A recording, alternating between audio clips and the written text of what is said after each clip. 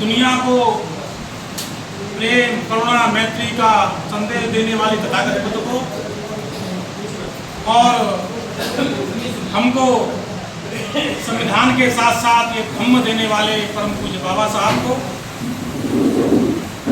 और उनके द्वारा स्थापित दी बुद्धिस्ट सोसाइटी ऑफ इंडिया, इसके पहले अध्यक्ष परम पूज्य बाबा साहब, दूसरे उनके पुत्र, तीसरी उनकी पुत्रवधू जो अब राष्ट्रीय संरक्षिका हैं, और कार्यकारी अध्यक्ष भीमराव यशवंतराव अंबेडकर जी जो कि बाबा साहब के पौत्र हैं, इन सभी के कार्यों को मैं वंदन करता हूं। और उपस्थित हमारे जो धम्म गुरु नायक हैं पूज्य भंते बुद्धकम जी, हमें प्रशिक्षण दे रहे केंद्रीय शिक्षक श्रद्धेय युवराज मौर्य जी, उपस्थित भिक्षु संघ सभी को मेरा वंदनामी।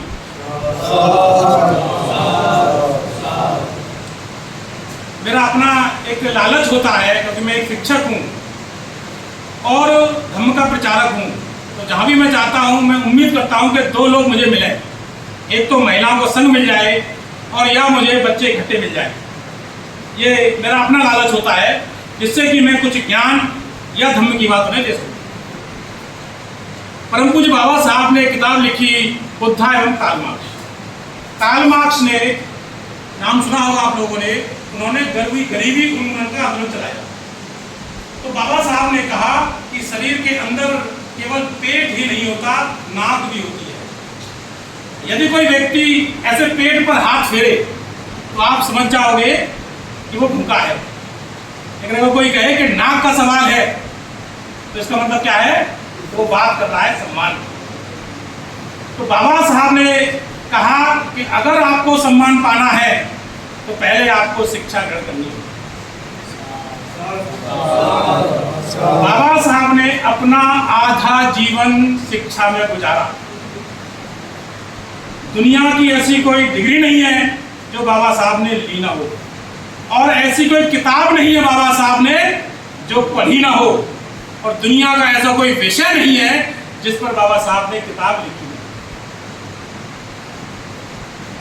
मैं इन बेटियों से कहना चाहता हूं जो यहाँ पर श्रद्धेय, कौन चला रहे हैं इस कोचिंग को? धर्मेंद्र जी। पहले तो धर्मेंद्र जी, उनके माता पिता, उनके परिवार के लिए बहुत बहुत विशेष साधुवाद कि बहुत ही पुण्य का काम वो कर रहे हैं। शिक्षा के लिए मैं बताऊं बच्चों को कि बच्चों, अगर दुनिया का सबसे सरल काम है तो केवल पढ़ना। पढ़ने में फावड़े तो नहीं चलाने पड़ते, खेत में पानी तो नहीं लगाना पड़ता, खेत में सब्जी नहीं बेचनी पड़ती, बेलदारी नहीं करनी पड़ती। करना क्या पड़ता है?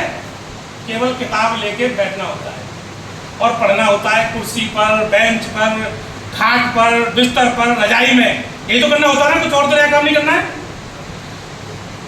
दो रास्ते होते हैं हर बच्चे के पास। उसका शुरुआती जीवन होता है 20 साल का। या तो वो 20 साल मेहनत कर ले, अगर उसने शुरुआत के 20 साल में 20-25 साल मेहनत कर ली तो आगामी 40-45 साल वो अपना जीवन आराम से और सम्मान से बिताएगा। और अगर उसने पहले 20 साल आराम कर लिया तो आगे जो 40-45-50 साल उसकी जिंदगी के बच्चे हैं उसको वो रगड़ रगड़ के घिसट घिसट के जिएगा। चाहे वो बेलदारी करे, चाहे वो सब्जी बेचे, कुछ भी काम करे, लेकिन सम्मानजनक काम नहीं कर पाएगा। अगर पढ़ा लिखा है, मैं ये नहीं कहता कि नौकरी परक शिक्षा होती है, लेकिन रोजगार परक शिक्षा हमेशा होती है। अगर पढ़ा लिखा बेलदार भी है तो शुरुआत वो बेलदारी से करेगा, बेलदारी से राजमिस्त्री बनेगा, राजमिस्त्री से वो ठेकेदार बनेगा और ठेकेदार से वो बिल्डर बनेगा, असीम ऊंचाइयों तक पहुंचेगा। अगर उसके पास शिक्षा है तो आप अपने जीवन में देखते होंगे, एक व्यक्ति बेलदारी शुरू करता है और बेलदार ही मर जाता है क्योंकि वो अशिक्षित है, और एक बेलदारी शुरू करता है और ठेकेदार या बिल्डर तक पहुंच जाता है क्योंकि उसके पास शिक्षा है। तो शिक्षा का जीवन में बहुत बड़ा महत्व है, ये हमें बाबा साहब ने सिखाया। परम पूज्य बाबा साहब की इसी शिक्षा को आप लेते हुए अपने जीवन को आगे बढ़ाइए, क्योंकि मैं इंटर कॉलेज में टीचर हूँ, मैथ पढ़ाता हूँ, धम्म का काम भी करता हूँ।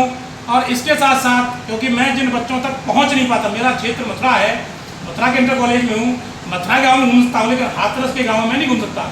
लेकिन इसलिए फिर मैंने अपना एक यूट्यूब चैनल बनाया धम्मा अशोक के नाम से, और उस पर मैं इन्हीं शिक्षाओं को डालता रहता हूँ, मोटिवेशन लेक्चर्स में देता रहता हूँ बच्चों के लिए। तो आप उसको भी, क्योंकि यहाँ बैठे आप मुझे देख सकते हो, सुन सकते हो, पढ़ सकते हो। और निश्चित ही मैं किताब भी लिखूँगा धम्म के ऊपर, खासकर मथुरा का जो इतिहास है मुझे विशेष तौर पर उसे लिखना है, क्योंकि मथुरा हमारी एक बहुत बड़ी बौद्ध नगरी रही है, बुद्ध का केंद्र है। मैं तो सबको यहाँ आमंत्रित करता हूँ वासियों को कि वो एक बार मथुरा आए। आप जो धर्मेंद्र जी हैं, आप बच्चों को लेके मथुरा आइए, क्योंकि मथुरा में राष्ट्रीय संग्रहालय है जो जिसमें बुद्ध की तमाम मूर्तियां जो खुदाई में मथुरा से निकली, आप उसे बच्चों को दिखाइए, बच्चों को अपना इतिहास प्राप्त होगा। तो अपने इतिहास को पढ़िए, अपने इतिहास को जानिए, और जो अपने इतिहास को जान जाता है वही अपना इतिहास बना सकता है। यही परम पूज्य बाबा साहब ने कहा था। इन्हीं सब बातों के साथ नमो बुद्धाय, जय भीम, जय भारत, जय सर।